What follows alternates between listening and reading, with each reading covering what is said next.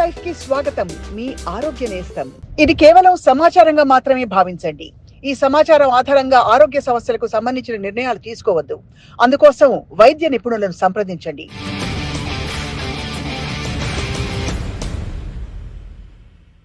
అందరికీ నమస్కారం. Welcome to Sakshi life.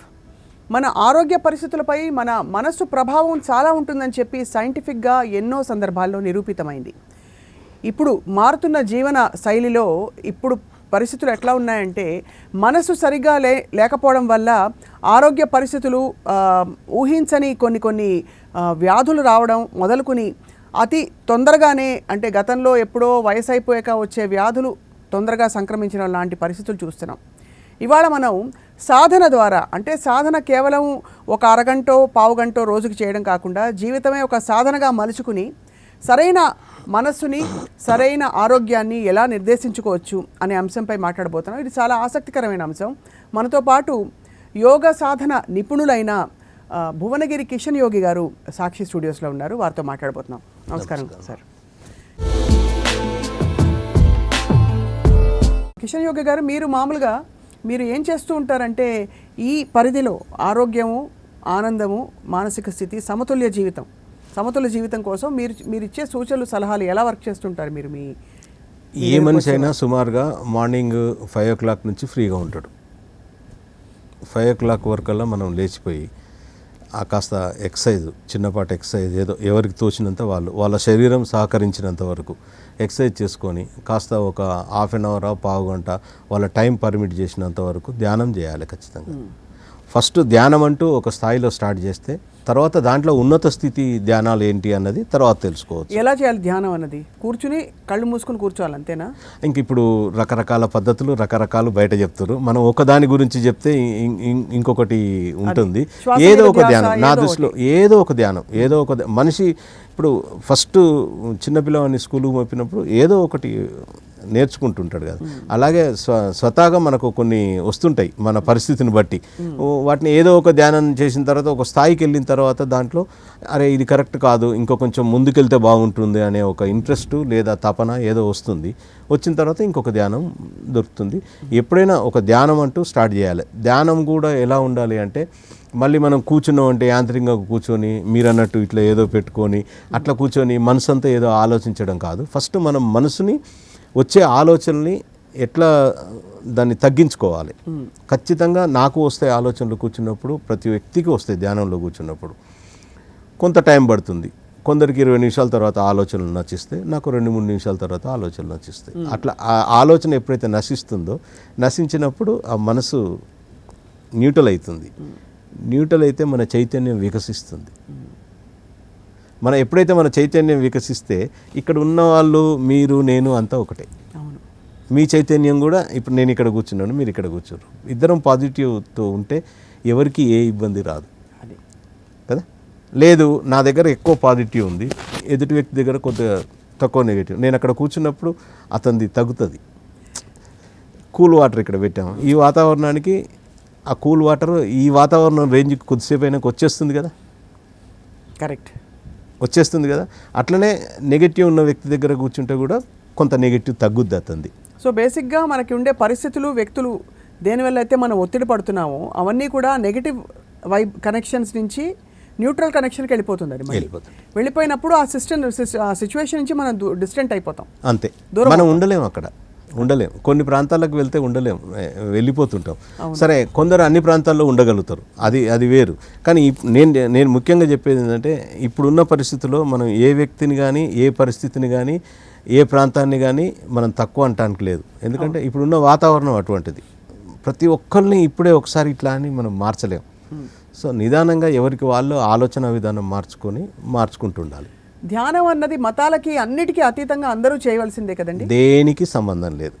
ధ్యానం అనేది ఒక న్యూట్రల్, అన్ని మతాలలో, అన్ని రిలీజియన్స్లో, ప్రతి దేశంలో ఉన్నది. అది అసలు నిజంగా చెప్పాలంటే ధ్యానం కోసమే మనం కొన్ని పూజలు కానీ, లేకుంటే కొన్ని యజ్ఞాలు కానీ, లేదంటే వీళ్ళు నమాజ్ కానీ, క్రిస్టియన్స్ ప్రేయర్ కానీ, దాంట్లో ఇంక్లూడ్ అయ్యి ఉండేది ఏంటంటే ధ్యానం.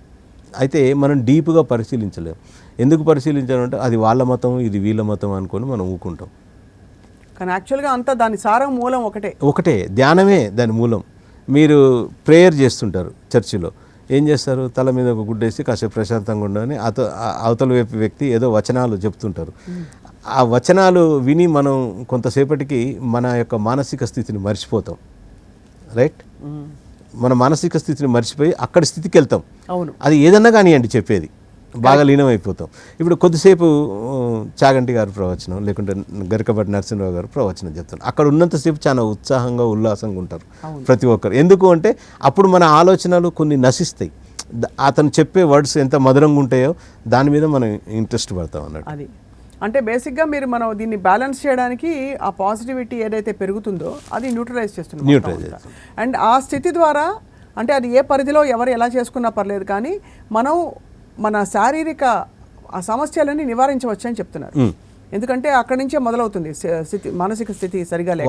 వాళ్ళ స్థాయిని బట్టి వాళ్ళు ఏ స్థాయిలో ధ్యానం చేసుకుంటారు అన్నది వాళ్ళు చూసుకోవాలి. ఎందుకంటే ఒక పల్లెటూరులో ఉండేవాడికి చిన్న జబ్బు వస్తే ఆర్ఎంపీ డాక్టర్ దగ్గరికి వెళ్తారు. అక్కడ తగ్గకపోతే ఇంకాస్త పెద్ద హాస్పిటల్కి వస్తాడు. అక్కడ తగ్గకపోతే ఇంకాస్త పెద్ద హాస్పిటల్కి, తర్వాత సూపర్ స్పెషాలిటీ హాస్పిటల్. ఇది కూడా అంతే. మనం అక్కడ ధ్యానం అంటూ మొదలు పెడితే ఒక స్థాయి నుంచి ఒక స్థాయికి, ఒక స్థాయి నుంచి ఒక స్థాయికి ఎదుక్కుంటూ వస్తాం. ఆహార వ్యవహారాలు ఎలా ఉండాలి కిషన్? మితంగా తినాలి. రుచికరమైనది ఎప్పుడు కూడా ఆరోగ్యానికి హానికరం. అది గుర్తుంచుకోవాలి. రుచికరమైనది ఎప్పుడు కూడా ఆరోగ్యానికి హానికరం. ప్రకృతి సిద్ధంగా ఆహారం కొంత మన పూర్వం నుంచి వచ్చిన అలవాట్లు, కొంత మన బాడీ అలవాటు అయిపోయింది. దానికి ఆ టేస్ట్ వరకే తినాలి. ఆ స్థాయి దాటి ఇప్పుడు తింటున్నాం మనం. అందుకే అనవసరమైన ఆరోగ్యాలు మనకు చాలా ఎక్కువ వస్తున్నాయి. ఆహార వ్యవహారాలలో మితంగా తినాలన్నది మెయిన్ అంశం అని చెప్తున్నారు. శాకాహారమా, మాంసాహారమా, లేక కారాలు తినాలా తినకూడదా, స్వీట్లు తినాలా తినకూడదా, ఇటువంటివి రకరకాల థియరీస్ వచ్చాయి. ఇప్పుడు మీ సూచన, సలహా ఏమిటి? మీ అనుభవం ఏంటి? శరీరం ఏమి కోరుకుంటుందో అది తినాలి. శరీరానికి ఏది అవసరమో అది తినాలి. అది మనకు ఎట్లా తెలుస్తుందంటే మన శరీరము, మన మనసు రిజెక్ట్ చేస్తుంది. రైట్. కానీ నాలుక రుచి కోసం మనం కొన్ని పదార్థాలు అనవసరమని లోపలేసేస్తుంటాం. రెండవది ఏంటంటే తినడానికి మన భారతదేశం యొక్క వాతావరణ పరిస్థితులకు మనకు కొంత డిజైన్ ఉంది. ఎప్పుడు తినాలి, ఎప్పుడు తినకూడదు. అవును. ఇప్పుడు మనకు కొంత మార్పులు జరిగినాయి కొన్ని వందల సంవత్సరాల నుంచి. ఆ మార్పులు జరిగి మన యాటిట్యూడ్ మొత్తం మారిపోయింది. అవును. ఇప్పటికీ పల్లెటూరులో వ్యవసాయం చేసుకునే వాళ్ళు ఎప్పుడు తింటారు? మార్నింగ్ తింటారు. యాక్చువల్గా మన బాడీ ఆహారాన్ని ఎప్పుడు డైజెస్ట్ చేసుకుంటుంది అన్నది ఇంపార్టెంట్. మార్నింగ్ 7 to 8 బిలో మన బాడీలో అంటే మన పొట్టలో కెమికల్స్ ఊరుతాయి. ఎప్పుడైతే ఆ కెమికల్స్ ఊరినాయో ఆ కెమికల్స్లో ఈ ఆహారం వేస్తే అది అరుగుతుంది. ఆఫ్టర్ తిన్నాం అనుకోండి, అప్పటికి ఆ కెమికల్స్ ఊరుతుంటాయి బాడీలో. ఈ తర్వాత ఇది ఇంకో ఫార్మేషన్ జరుగుతుంది. ఈ కెమికల్ కొద్దిసేపటి తర్వాత ఎప్పుడు కూడా ఒక కెమికల్కి ఇంకో కెమికల్ కలిస్తే అది మార్పు చెందుద్ది కదా. అది మార్పు చెందిన తర్వాత మనం ఆహారం తింటున్నాం. అవును కదా. అందుకే గ్యాస్, ఇంకో అల్సర్ ఇవన్నీ వస్తున్నాయి. సాయంత్రం ఎప్పుడు తినాలంటే సాయంత్రం సుమారుగా 5:30 to 6:30. ఆ తర్వాత ఏం తినకూడదు. తిన్నా అది రేపు అరుగుతుంది. రేపు మార్నింగ్ దాకా అది వేరే రకంగా ఫామ్ అవుతుంటుంది. ఇవాళ ఖాతా అయిపోయింది. సో ఇది మేజర్. ఇప్పుడు ఎప్పుడైనా సరే మీరు ఒకటి ఇక్కడ ఈ టాపిక్ వచ్చింది కనుక చెప్తున్నాను. గ్యాస్ ప్రాబ్లం ఉన్న వాళ్ళు ఈ 2 పాటిస్తే చాలా వరకు తగ్గిపోతుంది. ఈ టైమింగ్స్ పొద్దున్న సూర్యోదయం అంటే ఇంకా 8 బిలో 8 ఇంకా 7:30 వరకే బెటర్ అన్నట్టు. సో ఏమవుతుందంటే ఈ ఊరిన కెమికల్ ఆహారం వస్తే ఈ ఆహారాన్ని అరాయించుకుంటుంది. లేకపోతే ఆ కెమికల్ ఏం పని చేయాలి? అది మొత్తం వెళ్ళి మన చుట్టూ ఉండే గోడల్ని అరాయిస్తుంది. సో అక్కడ ప్రాబ్లం వస్తుంది. అవును. అలా పొద్దున్న సాయంత్రం 2 పూటలు తింటే సరిపోతుంది అంటున్నారు. సుమారుగా మనిషికి 2 పూటలు సరిపోతుంది. అదే బాగా తిని శరీరాన్ని పెంచి మనం తిన్న ఆహారం సరిపోక 3 పూటలు 4 పూటలు ఇట్లా పెరిగిపోయింది. ఊరికే అనలేదు కదా గురుగారు. మన ఒకసారి తినేవాళ్ళు యోగి, 2 సార్లు తింటే భోగి, 3 సార్లు తింటే రోగి. అంటే పూర్తి సబ్జెక్ట్ తెలిసిన వాళ్ళైతే మాత్రం ఈ 2 టైంలో తినాలి. అవును. ఎప్పుడైతే మన బాడీలో కెమికల్ ఊరుతుందో ఆ కెమికల్ ఉత్పత్తి అయిన టైంకు తినడం అనేది ఇంపార్టెంట్. అది వేరే దేశానికి అది వర్తిస్తుందా అంటే సుమారుగా ఆ దేశ పరిస్థితులు, ఆ దేశ వాతావరణం మన దగ్గర సమతుల్యం ఉంటుంది, వేరే దగ్గర ఏదో ఒకటి ఎక్కువ ఏదో ఒకటి తక్కువ ఉంటుంది. సో ఆ దేశానికి ఆ దేశం పరిస్థితి. చాలా సందర్భాల్లో బాగా మబ్బుగా నిద్రగా ఉన్న సమయంలో మధ్య అంటే మిడిల్ ఆఫ్ ద డే అలా ఉన్నప్పుడు కపాలభాతి చేస్తే ఒక్కసారిగా కళ్ళు విచ్చుకుంటాయి. కారణం ఏంటి? బాడీ అంతా యాక్టివ్ అవుతుంది కపాలభాతితో. ఏదైతే మన పొట్టలో పేగుల్లో పేరుకున్న మలినాలు, తర్వాత కపాలభాతి చేస్తే కూడా శ్వాస మీదనే కదా, అవును, శ్వాసే కదా పెరిగేది. అవును. సో కావాల్సిన ఆక్సిజన్ ఎక్కువ లోపలికి వెళ్తుంది. ఈ సందర్భంగా ఇంకో విషయం చెప్పాలి మీకు, మెయిన్గా శ్వాస తీసుకోవడంలో కూడా మనం తప్పు చేస్తున్నాం. అవును, పూర్తిగా పీల్చము. తీసుకున్నంత టైం మనం ఎంత టైం తీసుకోవాలో పర్ఫెక్ట్ టైం అంత టైం తీసుకోవట్లేము. యాక్చువల్గా మనిషి ఒక డేకు 21,600 అప్రాక్సిమేట్లీ 400 to 600 సమయం 600 తీసుకోవాలి శ్వాస తీసుకోవడం. తీసుకున్నది కూడా పూర్తిగా తీసుకోవట్లేము. ఇంకా ఏదో ఆ శరీర ధర్మం ప్రకారం మనం పీల్చుకున్న దాంట్లోనే అది ఇంత వాడుకొని ఇంత వదిలేస్తుంది. అవును. నేను ఇంతకుముందు మీకు చెప్పాను కదా 120 years అని. డైలీ 21,600 శ్వాసాలు తీసుకుంటే మీరు 120 years సంపూర్ణంగా సంపూర్ణంగా జీవిస్తారు. అయితే కొందరు ఏదైనా బయట జరగవచ్చు, అది న్యాచురల్. న్యాచురల్గా నేను చెప్పేది మనిషి మంచిగా హాయిగా ఉంటే అంతకాలం జీవిస్తాడు. తగ్గడానికి ప్రధానమైన కారణం కూడా ఇది ఒకటి, శ్వాస అంటే ఈ శ్వాస ఎప్పుడు తీసుకుంటామంటే మళ్ళీ మన మనసే. మళ్ళీ మనసు ఎప్పుడు కుదుటపడాలంటే అది ధ్యానం మీదనే కుదుటపడాలి. సో అందుకని నేనేం చెప్తానంటే, ధ్యానం అంటూ మొదలు పెడితే మనసు కొంత కుదుటపడ్డ తర్వాత ఇంకొకటి ఏదో కోరుకుంటుంది, ఇంకేం కావాలని మనకు తెలుస్తుంది. మనకున్న ధర్మము మనం ఒకటి సాధిస్తే ఇంకేం కావాలనో తెలుస్తుంది. సో అప్పుడేంటంటే ప్రాణాయామం చేయాలి, అది మోస్ట్ ఇంపార్టెంట్. ప్రాణాయామం అద్భుతంగా చాలా సైంటిఫిక్గా ఉంది చెప్పేది కిషన్ యోగి గారు. సో ఆహారం గురించి మాట్లాడాము, అలాగే అలవాట్లు, ఉదయం ఎలా ఉండాలి, రొటీన్ ఎలా ఉండాలి మాట్లాడాము, అలాగే ఆలోచనలని ఎలా నియంత్రించవచ్చు, న్యూట్రల్ స్థితికి ఎలా వెళ్ళాలో చెప్పారు సార్. మొత్తానికి మీరు అంటే మీ దగ్గరకు వచ్చేవారు అంటే బహుశా గైడెన్స్ కోసం అనుకోండి, మరొకటి ఎటువంటి విషయాల కోసం వస్తుంటారు ఎక్కువ? అంటే నేను పెద్దగా బయటికి ఏమి రాను. ఎవరన్నా సలహా మిత్రులు కానీ దగ్గర వాళ్ళని ఇస్తే ఒక 100 మందికి ఇస్తే నలుగురు కూడా పాటించరు. ఒకటి, మనం చెప్పేది మొదలు వాళ్ళకి నచ్చదు. ఎప్పుడైనా ఎదుటివాడికి అవసరం ఉండి మన దగ్గరికి వస్తే చెప్తే నమ్మితే నమ్మొచ్చు. కానీ ఇది అంత ఎట్లుందంటే ఇప్పుడున్న జీవన విధానానికి పూర్తిగా మార్పు. సో దీంతో ఇక్కడ ఏం జరుగుతుందంటే, ఒక విషయము కంటికి కనిపించాలి, లేదా అంటే మనకు ముక్కుతో వాసన చూడాలి, నాలుకతో టేస్ట్ చూడాలి, లేదా చర్మానికి తగులుతూనే నమ్ముతారు అన్నట్టు. ఇవి కొద్ది రోజులు సాధన చేస్తే కానీ ఆ స్థితి తెలుస్తుంది. ఆ స్థితి కూడా ఎవరికి తెలుస్తుంది? ఎవరికి వాళ్ళకే తెలుస్తుంది. చాలా కాలం తర్వాత ఎదుటి వ్యక్తికి తెలుస్తుంది కదా. ఎంతో సాధన చేస్తే, ఇప్పుడు నేను ఉన్నాను, ఎంతో సాధన చేస్తే నన్ను మీరు గుర్తుపట్టగలుగుతారు. దట్టు మీకు ఆ నాలెడ్జ్ ఉండాలి. లేకపోతే ఏందో బాగా బ్రైట్గా ఉన్నాడు కదా అని అనుకుంటారు. కానీ ఆ బ్రైట్నెస్ ఎందుకు వచ్చింది అనే విషయం మీకు నాలెడ్జ్ ఉండాలి, లేదా గుర్తుపట్టే శక్తి ఉండాలి. కరెక్ట్. అట్లా చాలా గొప్ప విషయాలు చెప్పారు భువనగిరి కిషన్ యోగి గారు. అంతిమంగా మా సాక్షి ప్రేక్షకులకి జీవితం గురించి, ఆరోగ్యం గురించి, ఆనందం గురించి మీ మాటలు చెప్పాల్సిందిగా కోరుతున్నాం. నేనైతే ధ్యానం చేయాలి, మనసును కుదుటబెట్టుకోవాలి, దాని ద్వారానే ఆరోగ్యం వస్తుంది. మనిషి బాడీకి ఏది అవసరమో అదే ఆహారం తీసుకోవాలి. ఫైనల్గా ఇంతకుముందు చెప్పినట్టే చెప్పేది, రుచికరమైన ఆహారం అని మనం తీసుకోవాల్సిన పని లేదు. అది ఎప్పుడు అది హానికరం అవుతుంది, ఎప్పుడూ హానికరమే. చాలా మీరు చెప్పిన మౌలిక సూత్రాలు కనీసం ఒక క్షణం ఆలోచించి వాళ్ళ రొటీన్ ఏమిటో, వాళ్ళ దైనందిన జీవితం ఏంటో అందరూ ఆలోచిస్తారని చెప్పి, ఎందుకంటే ఇవన్నీ అదనంగా పెంచుతాయి ఉన్న స్థితి నుంచి ఉన్నత స్థితికి వెళ్ళే మార్గాలు మీరు చెప్పినవన్నీ. అది రోగాలు ఉన్నా లేకపోయినా అందరూ ఆలోచించవలసిన విషయాలే కాబట్టి తప్పకుండా అందరూ పాటిస్తారని చెప్పి మేము కోరుకుంటున్నాం. ఇవాళ ప్రేక్షకులకి మేము సెలవు తీసుకునే లోపు మీరు 1 నిమిషం మా చేత ధ్యానం చేయించాలని మా విజ్ఞప్తి. అది సాధ్యం అవుతుందంటే చేద్దాం. నేను ఇంతకుముందు చెప్పాను కదా మీకు, నేను ఒక ధ్యానం చేయిస్తాను, వాళ్ళు ఒక ధ్యానం చేసుకుంటుంటారు. ఫస్ట్ ధ్యానం అనేది ఎవరి స్థాయిలో వాళ్ళ తెలిసిన స్థాయిలో వాళ్ళు మొదలు పెట్టుకొని చేయాలి. ఏమి లేదు, కళ్ళు మూసుకొని హాయిగా కాసేపు కోరికలు స్టార్టింగ్లో ఆ ముద్రలు కూడా అవసరం లేదు, వాటికి వేరే పని ఉంది. సో ఆ పనికి తగ్గట్టు ఆ ముద్రలు వేయాలి. ఆ సబ్జెక్టు ఇంకొకసారి మనం ముద్రలు ఇంకొకసారి ఆరా గురించి కానీ నాడుల గురించి కానీ వీటన్నిటి గురించి క్లియర్గా మాట్లాడదాం. సో ముద్రలు అనేది ఎప్పుడు వేయాలి, దేనికోసం వేయాలనేది దానికి ఒక నిర్ణయం ఉంది. కళ్ళు మూసుకొని హాయిగా ప్రశాంతంగా కూర్చొని మీరన్నట్టు ఇంతకుముందు శ్వాస మీదనే ధ్యాస పెట్టండి. లోతుగా గాఢంగా తీసుకోండి, కొద్దిసేపు ఆపండి, మళ్ళీ కొద్దిసేపు వదలండి, మళ్ళీ కొద్దిసేపు ఆపండి, మళ్ళీ కొద్దిసేపు తీసుకోండి. ఇలా కొంతకాలం చేసుకుంటూ పోతే మనసు కుదుట పడుతుంది.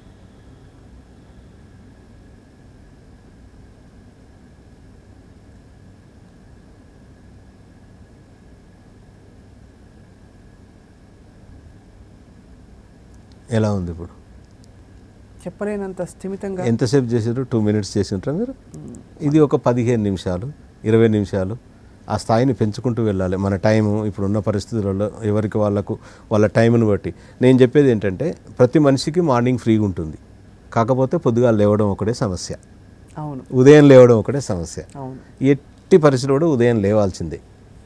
ఎందుకు ఉదయమే మనం ధ్యానం చేయాలంటే మన చుట్టూ పరిసరాలన్నీ కూడా ప్రశాంతంగా ఉంటాయి. అవును, ఆఫ్టర్ 8 o'clock కొంత అలజడి మొదలవుతుంది. అవును, మనం ఎంత ప్రశాంతంగా కూర్చున్నా కూడా బయట నుంచి ఏదో ఒక సౌండ్ వస్తుంది, అప్పుడు డిస్టర్బ్ అవుతాం. ఇప్పుడున్న పరిస్థితుల్లో మనం అడవులలో ఉండట్లేము, అవును, ఈ నగరాలలో ఉంటున్నాం. ఈ నగరం యొక్క వాతావరణాన్ని బట్టి కూడా అప్పుడు కూడా వాళ్ళు ఉదయమే చేసేవాళ్ళు, మన పూర్వీకులు కూడా. ఎందుకు అంటే మన పూర్వీకులు ఏది చేసినా వాళ్ళు ఆచరించి ముందు తరాలకు ఆదర్శంగా ఇచ్చిండ్రు. దాన్ని ఇలా మన మిడిమిడి జ్ఞానంతో వాటన్నిటిని మనం హేళన చేస్తున్నాం. అవును, వాళ్ళ ఆ రోజుల్లో వాళ్ళ జీవితాలు త్యాగం చేసి తీసుకొచ్చారు ఇవన్నీ. అవును, అవును. ఈరోజు మనకి డ్రెస్సింగ్ ఇది ఈ రోజున్న ట్రెండ్, ఇది ఈ రోజున్నాం. ఆ రోజున్న ట్రెండ్ అది, అందుకని వాళ్ళు అట్లున్నారు. మనం తప్పబడటానికి లేదు వాళ్ళని. అవును, ఆ కాలము ఆ పరిస్థితులు దానికి తగ్గట్టుగా వాళ్ళు అలా జీవించిండ్రు, మనకు ఆదర్శంగా ఉన్నారు మళ్ళీ ఇప్పటికి కూడా. అవును, మనం ఎంతమందికి ఆదర్శంగా ఉంటున్నాం? ఆలోచించాల్సిన విషయం. ఇక్కడ ముఖ్యమైన విషయం ఏంటంటే ఈర్ష్య అనేది కూడా పనికిరాదు. అది ప్రధానంగా మనిషికి శత్రువు. అంటే అందులో అన్నీ వస్తాయి కదా, ఆరు. అదే ఇప్పుడు అష్టాంగ యోగం ఉంది కదా.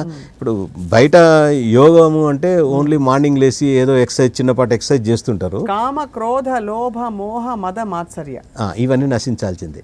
ఈ అష్టాంగ యోగం చేస్తే అవన్నీ నశిస్తాయి. ఇవే అన్ని రోగాలకి కారణం కూడా. 100%. ఎక్కడో అక్కడ వేటిలోనో అంటే ఒక్కొక్క డిసీజ్ వస్తే ఒక్కొక్క నీకు నుండి సమస్య, నీకు ఇది నీకు ఈర్ష్య ఒట్టిగానే చెప్పొచ్చు, ఇట్లా చూస్తే చెప్పొచ్చు, అది పెద్ద ఇష్యూ కూడా కాదు. ప్రాబ్లం ఉన్న వ్యక్తి అంటే డాక్టర్ దగ్గరికి వెళ్తే స్కానింగ్ చేసి ఏం ప్రాబ్లం ఉంది, ఏం ఆర్గాన్ దెబ్బతిన్నది చెప్తారు. కానీ అది ఎందుకు దెబ్బతిన్నది మనం చెప్తాం. ఇప్పుడు నేను మీకు చెప్పాను, మీ కాదు XY ఎవరో ఒక వ్యక్తి వస్తే ఆ వ్యక్తికి చూసి ఈ ఆలోచన విధానంతో నీ ఆరోగ్యం చెడిపోతుందని చెప్పాం, వాడు నమ్మాడు. ఎందుకంటే అహం అనేది అడ్డం వస్తుంది. సో నాలో ఈ లోపం ఉందా, నేను ఇట్లా ప్రవర్తిస్తున్నానా, ఇది ఇతనికి ఎందుకు తెలవాలి, లేదు నాకు అది లేదు అంటాడు. సో ఎవరు అనుభవిస్తారు? అతనే అనుభవిస్తాడు. కరెక్ట్. దాన్ని సరి చేసుకుంటే అది. కానీ అది సరి చేసుకునే విధానాలు చెప్తే, ఇప్పుడు ఒకళ్ళకి ఎవరికైనా కోపం బాగా ఎక్కువ అనుకోండి, ఎలా దాన్ని సరి చేసుకోవాలనేదే పెద్ద సవాల్. బట్ తప్పకుండా ఐ థింక్ చెప్పండి సార్. మొదలు తనకు కోపాన్ని నేను తగ్గించుకోవాలనే ఆలోచన ఆయనకు రావాలి. అక్కడ 50% పని జరిగిపోయినట్టే. అంతే. నేను ఎదుటి వ్యక్తి మీద ఈర్షపడొద్దు, లేకుంటే ఇవన్నీ మన ఆరోగ్యాన్ని దెబ్బతీసే అన్నట్టు. అది రావాలి అతనికి మొదలు. అంటే తన మానసిక స్థితి పెరగాలి. అవును, మానసిక స్థితి తను పెంచుకోకుండా ఎదుటి వ్యక్తి చెప్పింది అర్థం చేసుకోకపోతే.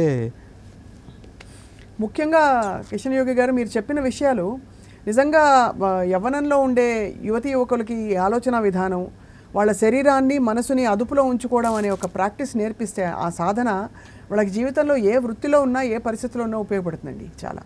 అందుకే ఇంతకుముందు ఏముండంటే గురుకులాలని ఉండేది. అవును, అబ్బాయికి 5 సంవత్సరాలు 6 సంవత్సరాలు వచ్చినాక అక్కడ తీసుకెళ్ళి ఉంచితే వాళ్ళు నేర్పేది ఈ నడవడికే మొదలు. అక్కడ చదువుతో పాటు ఈ నడవడిక నేర్పుతారు అన్నట్టు. ఇప్పుడు అది పోయింది కదా. అవును, ఇంట్లో తల్లిదండ్రులు ఫ్రీగా ఉండరు, వాళ్ళు తల్లి ఒక జాబు, తండ్రి ఒక జాబు, తల్లి ఒక బిజీ, తండ్రి ఒక బిజీ. పొద్దున్న లేవగానే వాళ్ళు వెళ్ళిపోతారు. పిల్లవాడిని తీసుకెళ్ళి ఎక్కడో వేస్తారు, వాడికి అక్కడ వాళ్ళు ఏదో చెప్తారు. ఈ ఇక్కడ కోఆర్డినేషన్ దెబ్బతింటుంది కదా అందరికీ. వాడికి ఏం కావాలి మనం నేర్పట్లేము. పోనీ తనకేదో వాడి జీవితానుసారం వాడికి ఏదో వచ్చింది, వాడు ఆ రూట్లో పోదామంటే అది పోనీయట్లేము. భయంతో బ్రతుకుతున్నాం. ఇది భయం కంటే అలజడితో బ్రతుకుతున్నాం. అలజడి, ఆందోళన. రైట్. చాలా గొప్ప విషయాలు గుర్తు చేశారు కిషన్ యోగి గారు. తప్పకుండా మీరు మరొక సందర్భంలో ఆరా గురించి, అలాగే ఆరాని ఎలా మనం ప్యూరిఫై చేసుకోవచ్చు, ఈ టెక్నిక్స్ కూడా చెప్తారని చెప్పి మేము ఆశిస్తున్నాం. ట్రై చేద్దాం. ధన్యవాదాలు.